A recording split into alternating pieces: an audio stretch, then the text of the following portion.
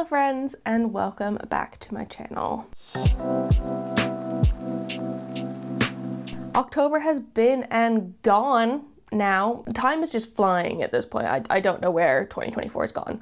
But seeing as October is done, I wanted to go through with you and share my top houseplants from this past month. Things that are just very, very exciting to me at the minute and are doing really well. Before I do though, I want to say if you're new here and you don't know me already, hi, my name is Emma and I make houseplanty content all over the internet. So if you want to follow along with my houseplanty journey and maybe learn something along the way, stick around and watch some more of my videos and subscribe to my channel. If you are not new here, welcome back. I really appreciate it. Let's dive straight in. And this first plant I'm gonna do first because it belongs right there. It is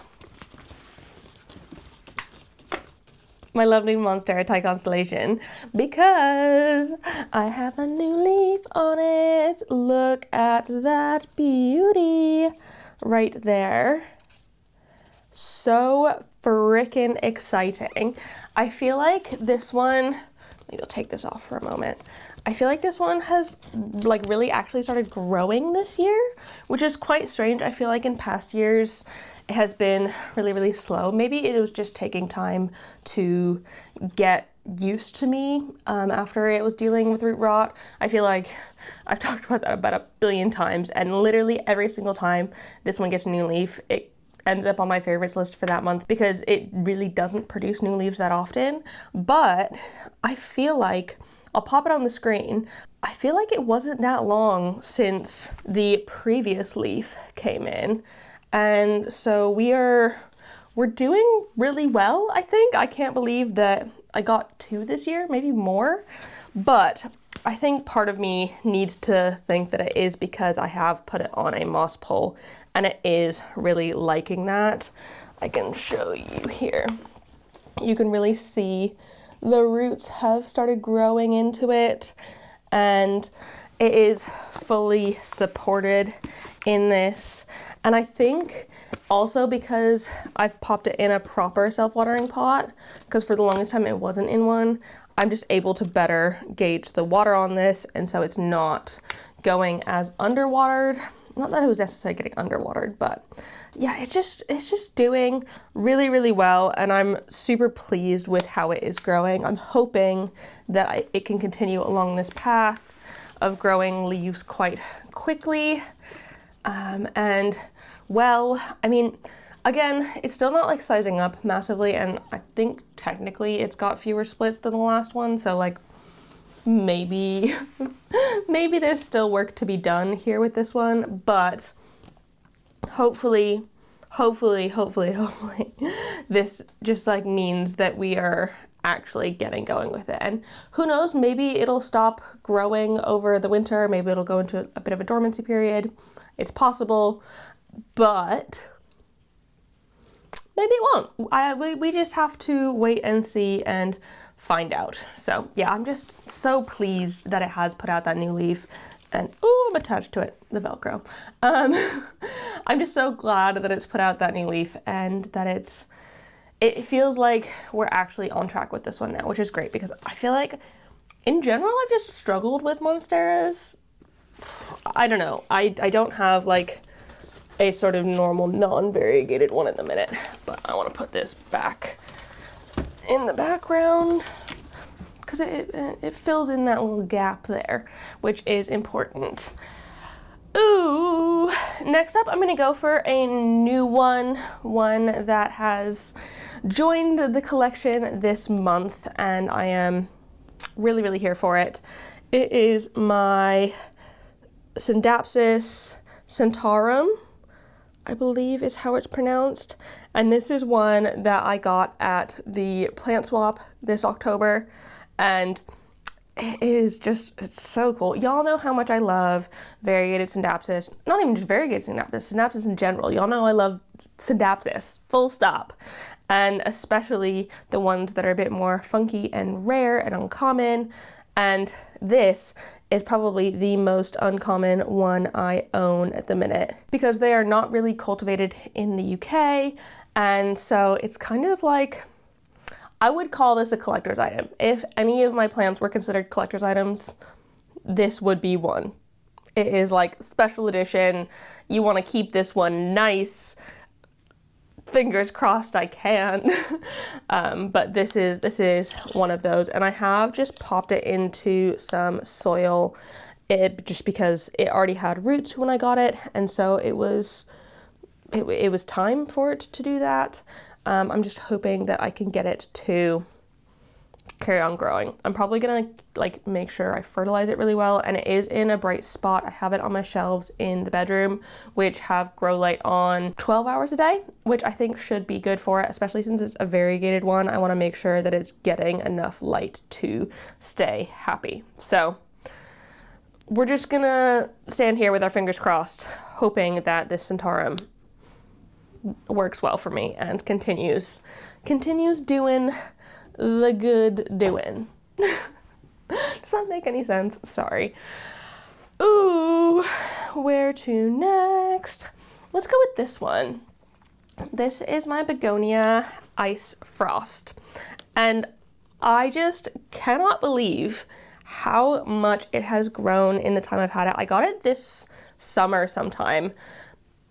At one of the plant swaps, someone gave me a cutting of the Ice Frost, and I'm pretty sure it had like just a couple of leaves on it, and they were pretty ditty, like nothing tiny, but they weren't huge either, and it was a new plant to me. And so I popped it in semi-hydro like I have all of my other cane begonias especially, and it has just absolutely blossomed in growth and like started growing leaves that are quite a lot bigger than the previous ones. It's kind of hard to show you because they are just maybe like 4 or 5 times bigger in this time, which is so exciting. And it just, I feel like I am really having a begonia moment right now, and really enjoying them and enjoying collecting them and trying different ones. And just because I feel like I've been able to get them growing well now, I feel like I understand them a little bit more, and so this is exciting. It's currently in my little acrobat cabinet, but I'm probably gonna have to move it out of there fairly soon because it has been growing so fast. I knew that was gonna happen as soon as I put it in there, because I knew my cane begonias, especially when I put them in semi-hydro and they're getting fertilized regularly, grow quite quickly. I was hoping this one would, I wasn't sure, and it just met my expectations of fast growth and healthy growth as well. So I'll have to move it eventually, or I can chop and prop it and then join that into the bottom, which, I mean, I do prune my begonias probably more than I prune any other houseplants. I feel like they're great plants to prune because once you cut them, they branch out quite a lot. And so if you want a bushy begonia, pruning them is the best way. And because I've been able to easily propagate them in water because they're going into semi-hydro, it feels easy at the minute, which is great. That's what we like. We like it when it's easy, and this one has been. It just has been. Something a little bit bigger again. This is the plant that I got from Sprouts of Bristol from my like wedding set of plants. If you haven't seen my wedding video over on my vlog channel, go check that out. It's a fun one where I show all like the sort of prep I got up to, or Joe and I got up to, because we did a lot of it together. But all of the prep that went into getting the wedding ready, and part of that was having houseplants instead of florals, and we got Sprouts of Bristol to come and do the houseplant thing. And at the end, they were like, people could buy the houseplants if they wanted to. And I bought one of the houseplants because why wouldn't I want one of the houseplants for my wedding? And so Claire ended up taking it home for me because Joe and I were going to go straight off to our mini moon, and we didn't want to be driving it around in Wales and it being in the car and getting battered for like a week. We just didn't want that. And so she took it home for me, and I only just got it back recently. So even though technically I've owned this plant since September, I've received it in October. Oh gosh. Oh my gosh.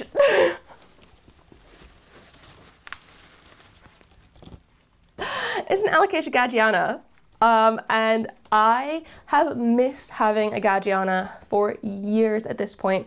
I had one fairly early on. It was back when I was living in my old flat though. I don't know if I got rid of it when we moved or something. I think it was really suffering with thrips, and so it kind of died back quite heavily. But since then, I have been wanting one again. I've started seeing them in shops more, and it's just been something really exciting for me because I really, really, really have always loved this plant. And so when Sprouts of Bristol had one of them at my wedding, I was like, you're coming home with me. And I forgot how gigantic it is, because this is not a small plant. But it is so far so good. It's got a new leaf on there, the one that's a little bit lighter green, and I've put it into no drainage. I've just got it in a plastic bin actually that I bought on Amazon, and I've sneakily put an indicator in there. In my last video, I talked about putting indicators into no drainage because I find it useful, and I did with this one because I do find it useful.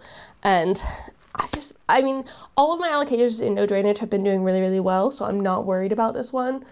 But yeah, oh God, it's just so big. It's like, I can use it as an umbrella. This plant just makes me so happy.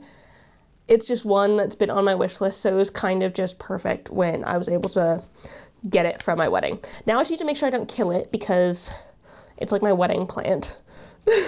It's like keeping your wedding flowers. This is my wedding flowers, essentially.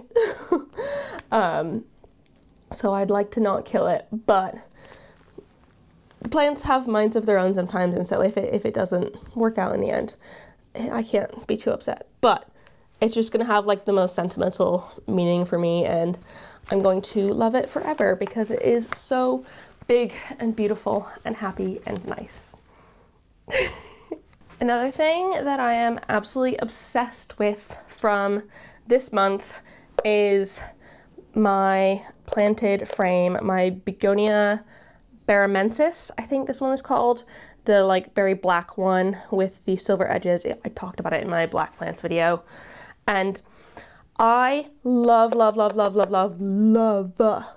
this planted frame. It's a terrarium, but instead of being round like sort of normal terrariums are, or like in jars, it is made out of like, it's kind of like a mini fish tank. Obviously I wouldn't probably use this for fish, it'd be way too small, but I love this so much for this single plant. It looks like I have framed my plant. And I feel like I've talked about this one a lot lately, but it's just because I am blown away by how much I love this frame. When I saw them in Malvern, I was so keen. I saw them and these are like great, and oh my God, I would love a big one, but they are quite expensive. I did buy this with my own money. They did give me a discount, full disclosure on everything, but I just think it looks so nice. It really makes the plant into a work of art instead of just a plant, and especially putting something so special in here like the Baramensis. It just makes it better. And I think this one, for me at least, has been a fairly slow growing begonia. It's still fairly new to me, so I can't really talk about it long term, and maybe once it has gotten bigger, it'll grow faster, but seeing as it is still quite ditty, it's gonna take a minute, but like, it just looks, it's like picture perfect in here. And I've just been trying to be careful with taking the lid off semi-regularly. You can see the back has gotten condensation on it, and so when I notice that is building up a bit, I'll take the lid and like put it askew or something, let it have some air circulation for a little while.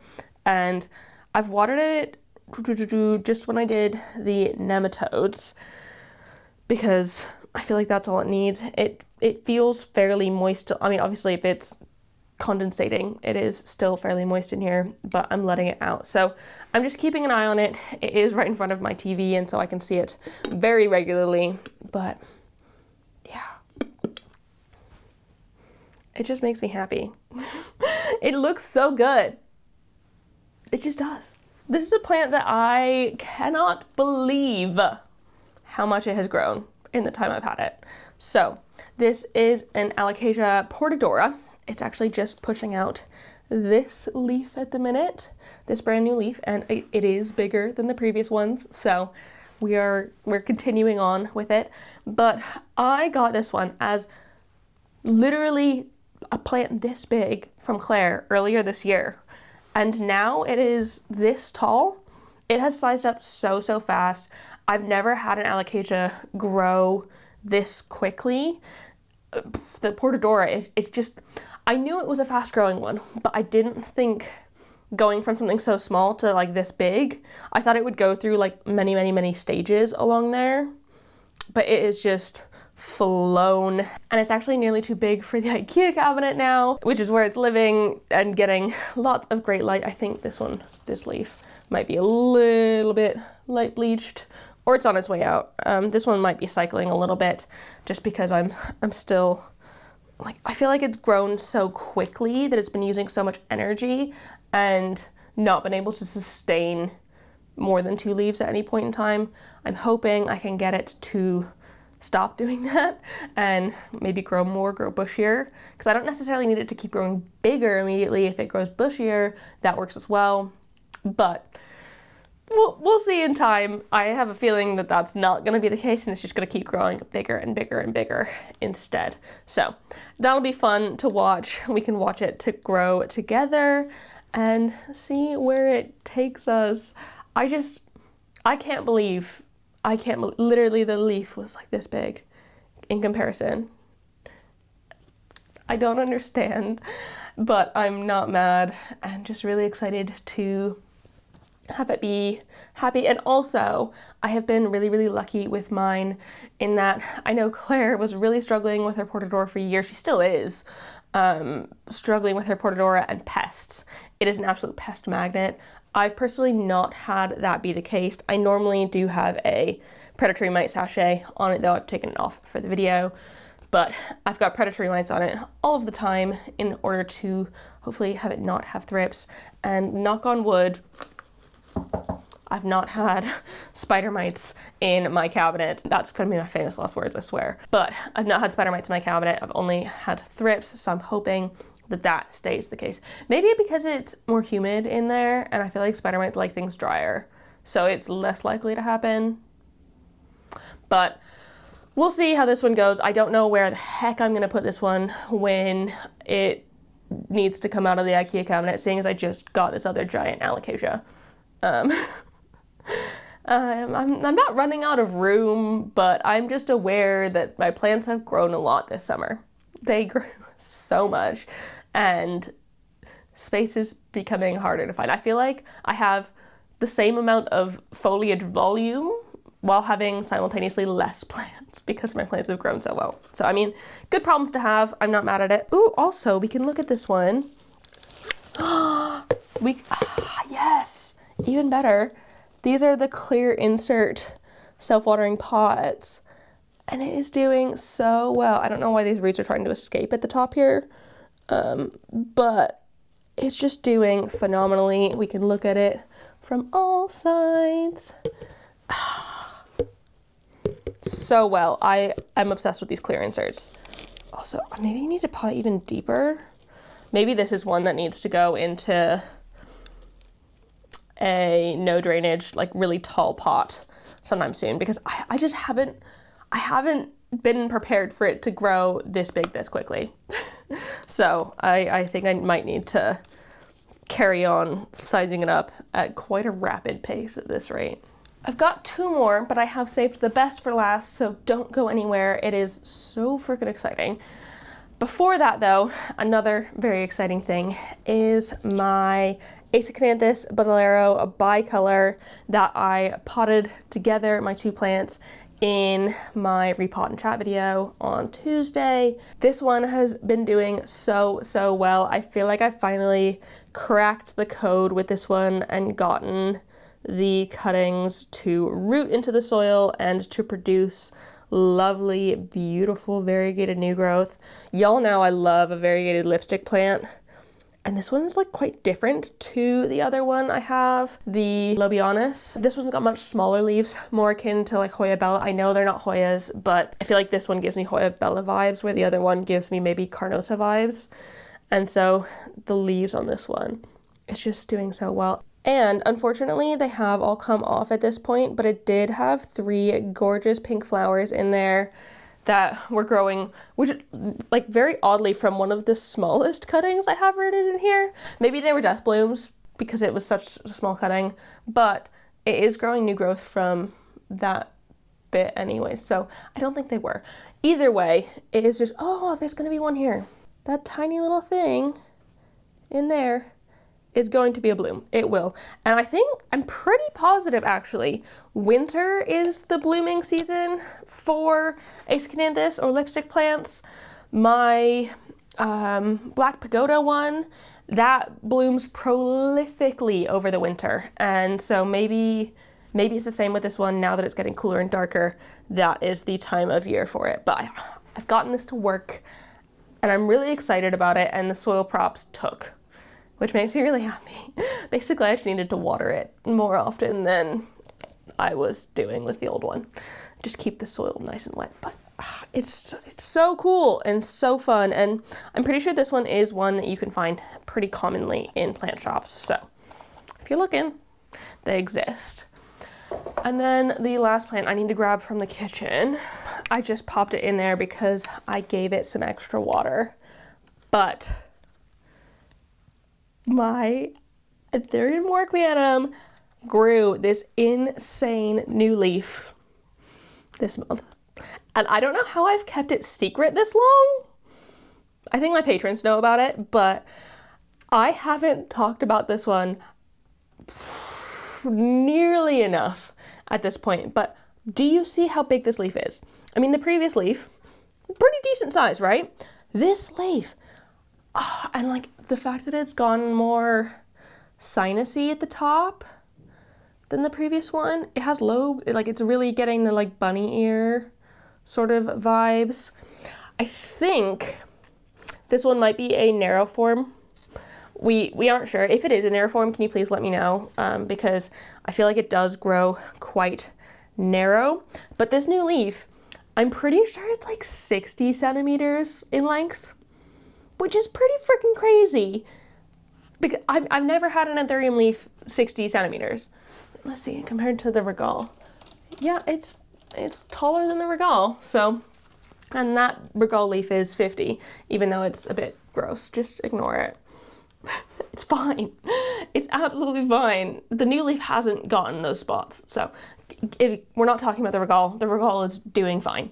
The Warocqueanum is doing really well as well. I did cut off a bunch of brown spots. I think that was from the old situation where it wasn't getting enough humidity or something. I'm really not sure because I haven't really changed the location of this one, but it is now in a spot with more plants, so therefore it's just generally going to be more humid. Also, this one is in no drainage. I wonder if we can see the roots. Yeah, we can see some roots in there. It is doing well. And also this one's got no drainage, but fluval at the bottom. So if I don't fertilize it every time, it's getting some fertilization from the fluval. All I know is that I'm obsessed with this leaf. I've been staring at it every single day, and I just can't believe it's also absolutely freaking perfect. Not a single blemish on it like this one. Obviously this one had a hole in it. This one doesn't have any holes. Like, I just don't understand because I didn't really change anything, and now this one is happy and healthy. Like, I'm not going to complain because it is great, and I'm going to knock on wood because I don't want anything bad to happen to it. It is just absolutely lovely and so special and beautiful and the perfect way to end this video. So those are all of the plants I am super duper excited about at the minute. The plants that have brought me the most joy this month. In general, I feel like my collection has brought me joy overall this month. A lot of things are doing really well, and I could probably talk about several more of these plants for quite a long time, but these were the ones that I've been thinking about the most, I've been checking up on regularly, and I've just been the most excited about. So that's them. Before I sign off, I want to say a huge thank you to the newest members of my Good Growing fam over on Patreon. So thank you Boston Grown 2 and Amy for joining in. I really appreciate it. I hope you love it over there.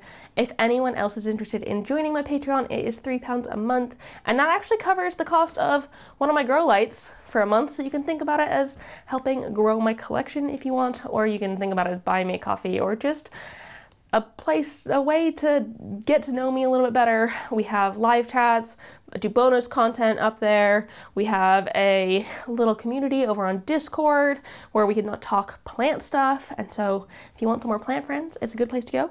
But absolutely no pressure if that is not your thing. Don't worry about it. It's there if you want it and not if you don't. So thank you so much to Amy and Boston Grown 2 for joining in. I really appreciate it. The rest of you, thank you so much for watching this video. I really hope you enjoyed it. If you did, please leave a thumbs up down below and leave a comment on other houseplanty things you'd like me to talk about in the future.